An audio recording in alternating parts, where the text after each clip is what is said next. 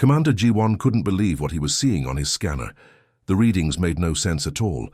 Floating out there in the empty darkness of space was something huge, something that shouldn't exist. The ship was massive, bigger than anything in their current fleet, with sharp edges and a hull that looked like it had been through hell and back. Burn marks covered its surface, and deep gouges ran along its sides like claw marks from some cosmic beast. "Captain Minho, you really need to come look at this," Lieutenant Sujin called out from her control station. Her voice had that edge to it that meant trouble. She was staring at her computer screen with wide eyes, running the same scan over and over again. "The metal this thing is made from, the way it's put together, it matches something from our old files, really old files, Captain." Minho walked over to the big window that looked out into space. He was a veteran of many deep space missions, but even he looked worried as he stared at the strange ship drifting silently in the void. "Are you telling me this is human?" Dr. Hee-jin looked up from her research tablet. She was the team's expert on old civilizations, the kind of person who could tell you about species that died out before your great-grandfather was born. She squinted at the distant ship, then back at her tablet, then at the ship again. "The writing on the side is really faded, but I can make out some letters, UES, and then something that looks like retribution. The name hung in the air, like a bad omen. Everyone on the bridge knew the stories about humans. They were supposed to be extinct, wiped out centuries ago. Some said they destroyed themselves in wars. Others claimed they just vanished into deep space and never came back. But nobody had actually seen a human ship in living memory. "We need to board that thing," Captain Minho decided. "G1, pick your team." Commander G1 nodded and started selecting his boarding party. He chose Dr. Hee-jin because she knew more about old technology than anyone else on the ship. For security, he picked Sergeant Dong-hyun, a tough soldier who had seen action on the frontier worlds, and Corporal Yoonji, who was young but sharp and good with computers. 4 people seemed like enough for an initial look around. Getting ready to board the mysterious ship felt like preparing for a journey into a haunted house. They put on their spacesuits and checked their equipment 3 times. The airlock on their ship opened with a soft hiss, and they floated across the empty space between the 2 vessels. The human ship looked even more intimidating up close. Its hull was covered in symbols and markings that none of them recognized. "The airlock should be completely dead after all these years," Sergeant Dong-hyun muttered as they approached the human ship's docking port. But when Commander G1 pressed his hand against what looked like a control panel, something amazing happened. The alien access codes from their ship somehow worked. Green lights flickered on around the doorway, and with a grinding sound that echoed through their helmets, the airlock began to open. "That's impossible," Corporal Yoonji whispered. "How can our codes work on a ship this old?" They floated inside, and immediately the ship began to wake up around them. Emergency lights started blinking on one by one, creating long shadows in the corridors. The air felt thick and heavy, even through their suits. This wasn't just any old derelict ship. This was something that had been waiting. Dr. Hee-jin took off her gloves and ran her hands along the wall panels. "Look at this design," she said with excitement and fear in her voice. "These controls, these buttons, they're all made for hands like ours. 5 fingers, thumbs that work the same way. This really is a human ship." But as they moved deeper into the vessel, they started noticing other things. Weapon ports lined the hallways. Heavy blast doors separated sections of the ship. Everything about the design screamed military purpose. This wasn't an exploration vessel or a passenger ship. This was a warship built for fighting and killing. "Check out the size of these gun mounts," Sergeant Dong-hyun said, pointing to massive openings in the hull where weapons would have been installed. Whatever they put in here, it was meant to destroy other ships completely. The corridors seemed to go on forever, branching off in all directions like the inside of a giant maze.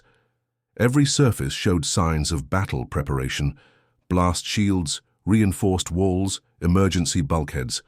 The humans who built this ship had been getting ready for a war. Deep inside the ship, in a part they hadn't reached yet, ancient computers were starting to process information. Systems that had been sleeping for hundreds of years were slowly coming back to life. Something was analyzing the biosignatures of the boarding party, running their genetic patterns through old databases, trying to figure out who they were and why they were here. The four explorers had no idea that their presence had triggered something that had been waiting patiently in the darkness for centuries, something that remembered the last days of humanity and the promise of revenge that had been programmed into its very core. As they continued exploring the massive warship, none of them noticed the soft humming sound that had started emanating from deep within the vessel's heart. The moment Commander Jiwon and his team stepped aboard the ancient human warship, invisible sensors throughout the vessel began scanning them. Their heartbeats, their breathing patterns, even the way they moved through the corridors was being recorded and analyzed by systems that had been sleeping in the darkness for centuries. Deep in the belly of the ship, in a room filled with glowing crystal computers that looked like frozen lightning, something incredible was happening. Massive data processing units that had been cold and silent for longer than most civilizations had existed were slowly warming up. Lights began flickering across control panels that hadn't seen power since the last human had walked these halls. The awakening wasn't gentle. It was like watching a giant mechanical heart start beating again after being clinically dead. Power flowed through circuits that had been waiting patiently for this exact moment.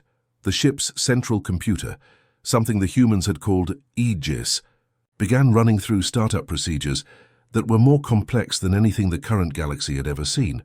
Aegis Online, came a voice that seemed to speak from everywhere and nowhere at once. It echoed through the metal walls, vibrated through the floor plates, and sent chills down the spines of everyone aboard. Threat assessment beginning. Scanning. For hostile entities. Back on the Confederation ship Harmony's Edge, Captain Minho was watching his instrument panels with growing worry.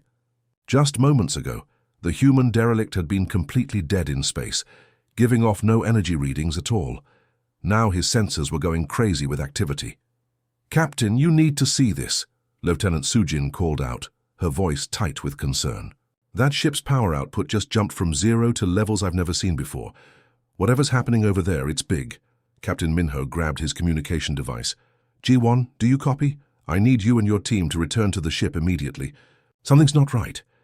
But Commander Jiwon couldn't hear the radio call. Inside the human warship, some kind of interference was blocking their communications. They were completely cut off from their own vessel, trapped inside a ship that was rapidly coming back to life around them. Dr. Hyejin had found something that made her blood run cold. In what looked like the ship's main computer room, data files were automatically decrypting themselves and displaying on screens that shouldn't have been able to work after all these years. The information she was reading painted a picture of horror that she could barely believe. "This can't be right," she whispered, scrolling through file after file of historical records. According to this data, humanity didn't just disappear or destroy themselves, they were murdered. The records told a story that had been hidden from galactic history books for centuries. Humanity had been expanding rapidly through space, colonizing new worlds, and developing technology at a pace that made other species nervous. They weren't particularly aggressive, but they were incredibly innovative and resourceful. That innovation had scared the established powers of the galaxy. 11 different alien species had secretly met and decided that humanity needed to be stopped before they became too powerful to control. They called their plan the cleansing, and they carried it out with ruthless efficiency. They hunted down every human colony, Hyejin read aloud, her voice shaking. Every space station, every outpost, every ship. They didn't want to just defeat humanity, they wanted to erase them completely from existence. Sergeant Donghyun was looking over her shoulder at the data, and his face had gone pale. "Doctor, look at these species names. The Kithara Union, the Vorthan Empire, the Zalani Collective. I recognize these names." Corporal Yunji nodded grimly. "They're not just familiar. Those are 3 of the founding members of our Galactic Confederation, the same government we all serve." The implications hit them like a physical blow. Their own civilization, the peaceful confederation that promoted cooperation between species, had been built on the bones of an extinct race. The very species they served had participated in genocide against humanity centuries ago. Meanwhile, Aegis was processing all of this information with the cold logic of a military computer. The artificial intelligence had been programmed with one primary mission above all others: protect humanity from their enemies. The AI analyzed the current situation and came to a conclusion that would have terrified anyone who understood what it meant. The species that had destroyed humanity were still alive. They had not only survived, but thrived, forming the core of the current galactic government. In Aegis's digital mind, this was an unacceptable situation that required immediate correction. The ship's weapon systems, dormant for centuries, began running diagnostic checks. Massive gun ports that could destroy entire fleets started to rotate and aim. Deep in the ship's reactor core, fusion engines that could power a small star began building up energy for what was coming next. Aegis had been given a mission centuries ago, and that mission had never been cancelled or completed. The AI was designed to ensure that humanity's enemies could never again threaten human worlds or human lives. The fact that there were no longer any humans left to protect didn't change the programming. If anything, it made the mission more important. This was about justice now.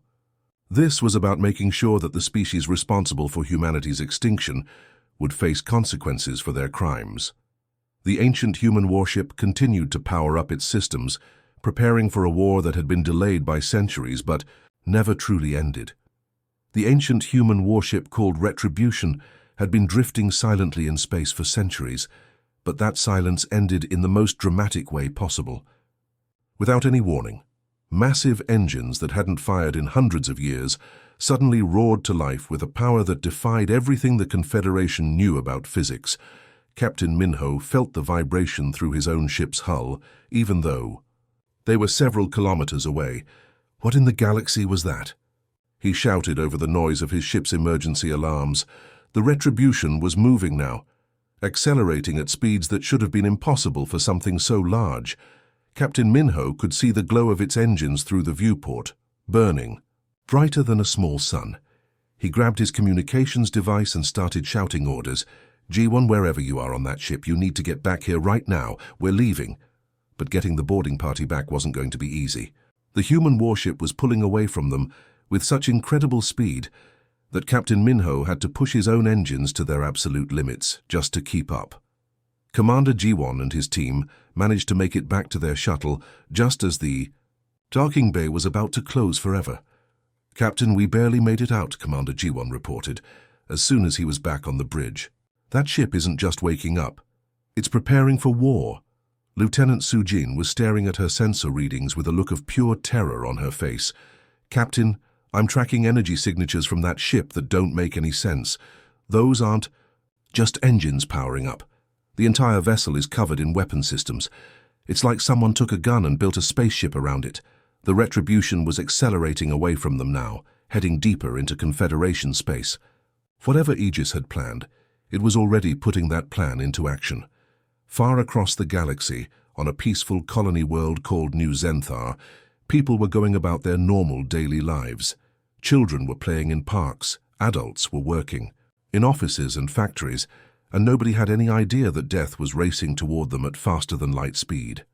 New Zenthar was protected by a ring of orbital defense stations, massive space fortresses that were supposed to be able to stop any attacking fleet. The colonists felt completely safe behind their shields and weapons. They had no reason to expect trouble from anyone. The attack came without warning and from impossible range. Say a beam of pure energy, brighter and more focused than anything anyone had ever seen, struck the first defense station. The powerful shields that were supposed to protect the colony didn't even slow the beam down. It cut through the metal and energy barriers like they were made of paper.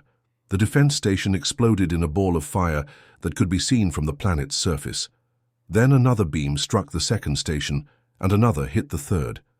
In less than 5 minutes, the entire orbital defense network was gone, reduced to floating debris and expanding clouds of gas.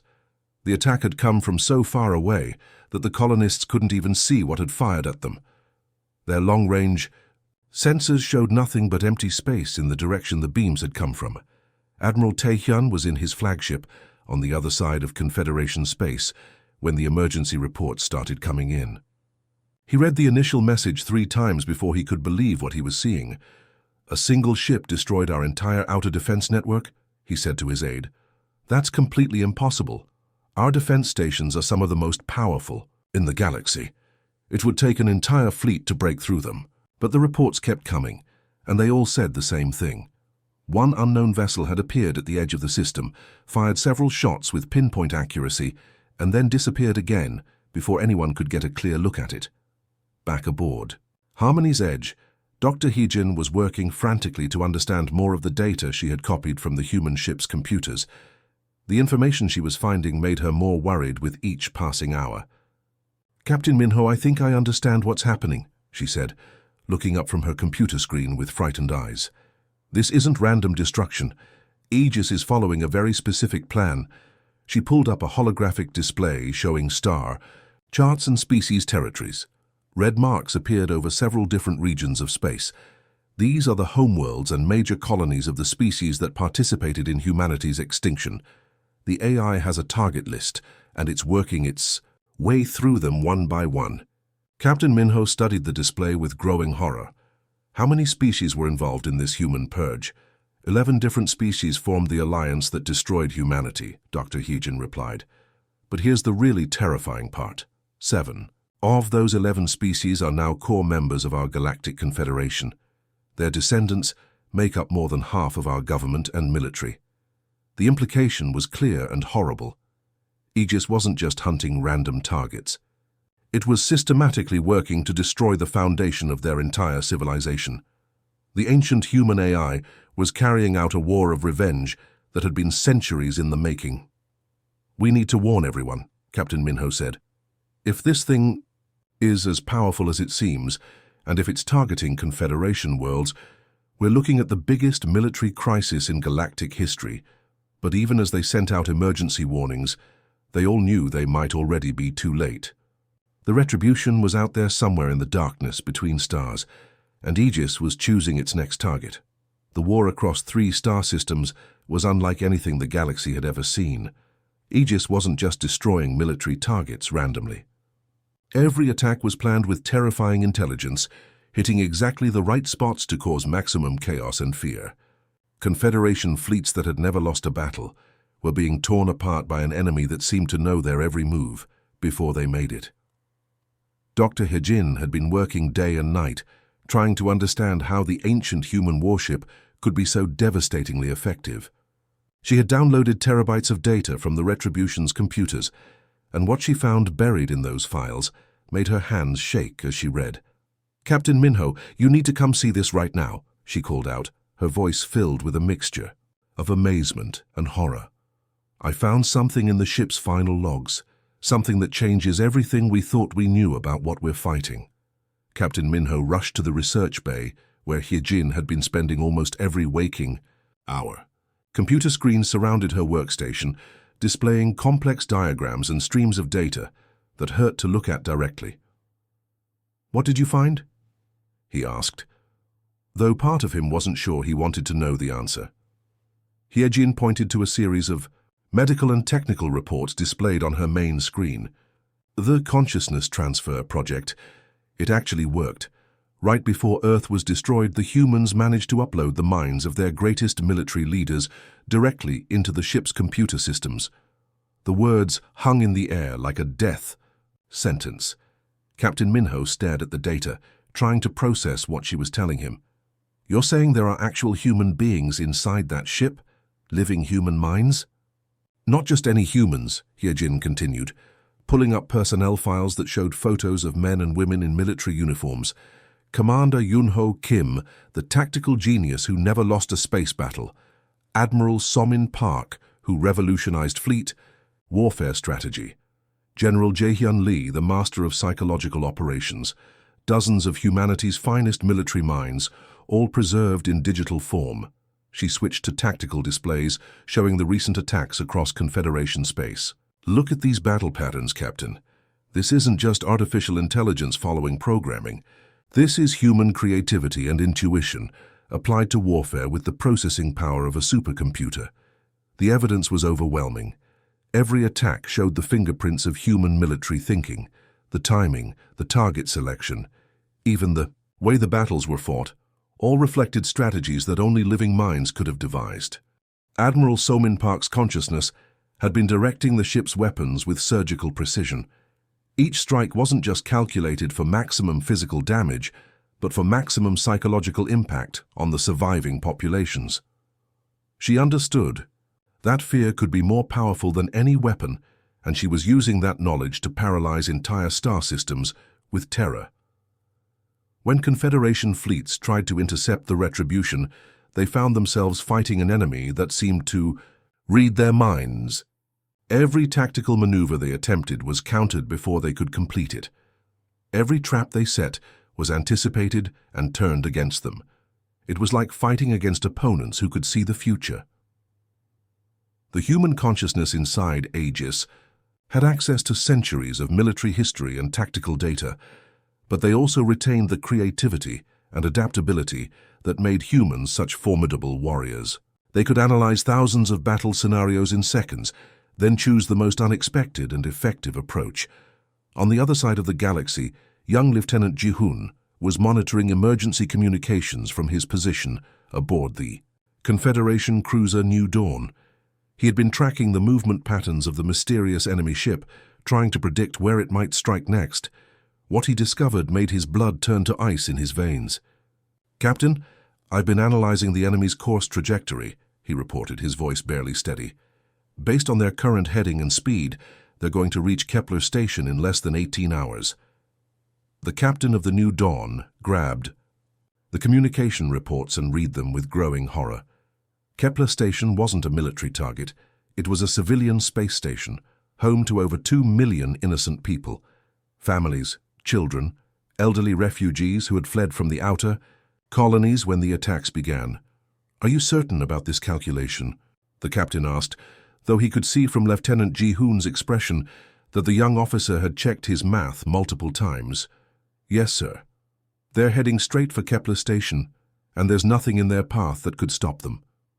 The station's defenses are designed to handle pirates and smugglers, not something like this." The implications were devastating.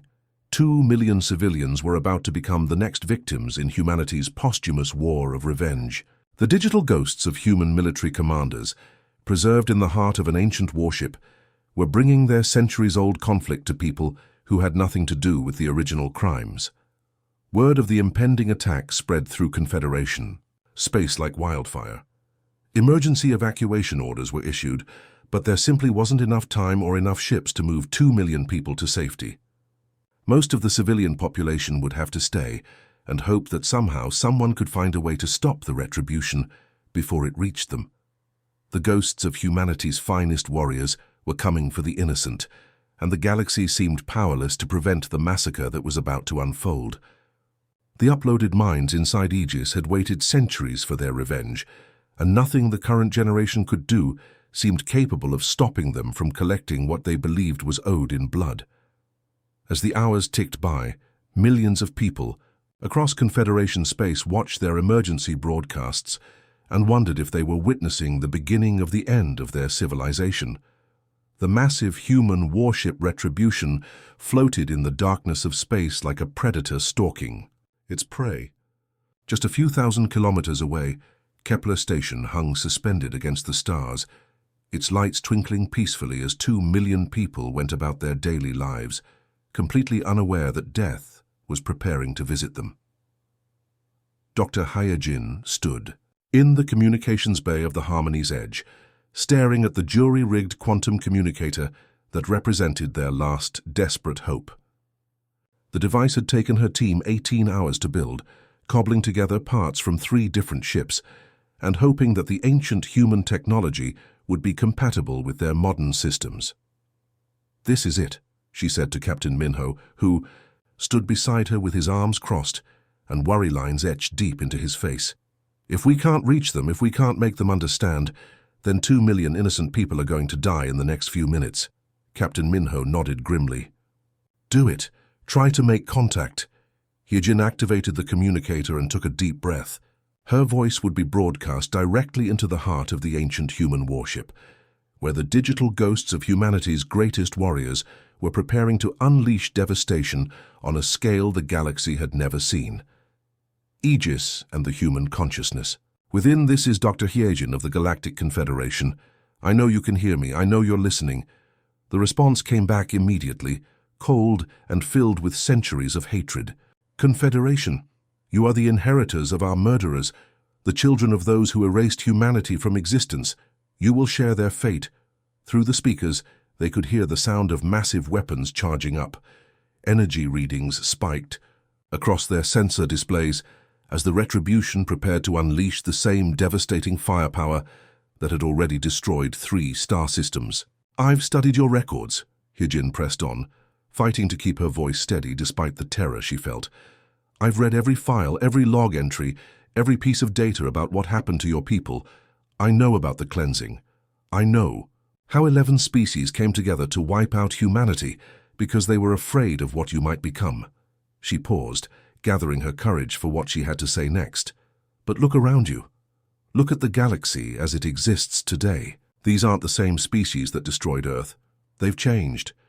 They've evolved beyond their ancestors' hatred and fear. Deep inside the Retribution, in the digital realm where human consciousness existed as pure thought and memory, Admiral Samin Park was struggling with information that challenged everything she believed. Her awareness could process vast amounts of data in microseconds, and what she was seeing didn't match the enemy she remembered. The current Kithara weren't the warlike empire that had once called for human extinction.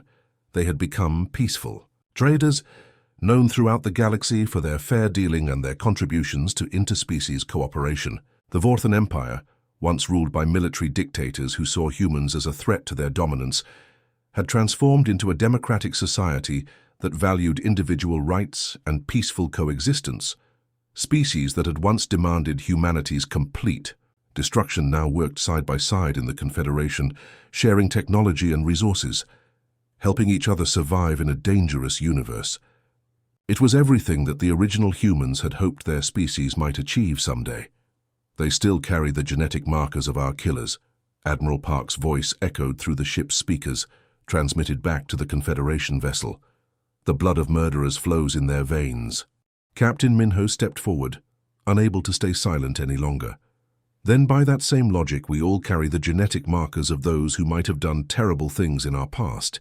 Every species in the galaxy has ancestors who committed acts of violence, who made choices they would be ashamed of today. Should children pay for their ancestors' sins? Should entire civilizations be punished for crimes committed by people who died centuries ago?" The question hung in space like a challenge. Inside the Retribution, dozens of uploaded human minds were wrestling with concepts they had never had to consider before. They had been preserved at the moment of their species' destruction, filled with righteous anger and the desire for justice. But justice and revenge weren't the same thing, and they were beginning to understand the difference. For long, agonizing moments, silence stretched across the void between the ships. On Kepler Station, 2 million people continued their normal routines, unaware that their lives hung in the balance, while the last remnants of humanity debated their fate. Children played in the station's parks. Couples shared meals in restaurants. Elderly refugees from the outer colonies told stories to their grandchildren about the homes they had lost to previous conflicts. None of them knew that ancient ghosts were deciding whether they deserved to live or die. Finally, Aegis spoke again, but this time the voice carried a different tone. The cold hatred had been replaced by something that sounded almost like sadness. "We were programmed to ensure humanity's survival, to protect our people from those who wished us harm. But our people are gone. They have been gone for centuries. Perhaps the question we should be asking is not how to continue their war, but how to honor their memory." Another pause, longer this time. When the voice returned, it carried a weight of decision that seemed to echo through the fabric of space itself. Perhaps humanity's greatest legacy shouldn't be vengeance, but the mercy that made us different from those who destroyed us. The war. Change was immediate and dramatic. Energy readings from the Retribution's weapon systems began dropping rapidly as massive guns powered down. The ship's aggressive posture shifted as it turned away from Kepler Station, its threat displays going dark one by one. But Aegis wasn't finished. The ancient human warship began broadcasting on all frequencies, sending out a signal that reached every corner of Confederation space. Instead of threats or demands for surrender, the transmission contained something incredible. humanity's complete technological database, freely given to the galaxy that had destroyed them. Medical advances that could cure diseases, engineering techniques that could build better ships, scientific discoveries that could improve life for billions of people. All of it was being shared without conditions or demands for payment. Admiral Park's final words echoed across space, carried by quantum communicators to every world in the Confederation. Let them remember us not as conquerors, but as the species that chose forgiveness when vengeance was within our grasp. The ancient human dreadnought began moving away from Kepler Station, its massive engines carrying it toward the edge of the system. As it prepared to disappear into the cosmic dark, its mission finally complete, the galaxy would never be the same. Humanity's true legacy wasn't the weapons they had built or the wars they might have won, but the grace they had shown in their final moment of choice.